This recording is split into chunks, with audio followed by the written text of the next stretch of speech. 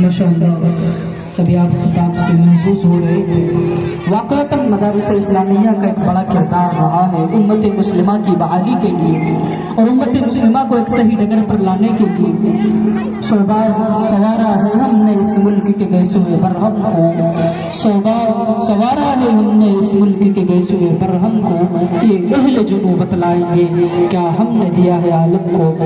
मैं ऐलान करना चाहता हूँ बड़े ही अदब और बड़े ही वक़ार और संजीदगी के साथ इस मदरसे के मुअक्कर उस्ताद जनाब मौलाना मुफ्ती मोहम्मद हमज़ला साहब नदवी वो स्टेज पर तशरीफ लाया है कि आप आएंगे महफिल में तो जमाल आएगा, आप आएंगे महफिल में तो जमाल आएगा, वरना ताउमर ना आने का मलाल आएगा। हजरत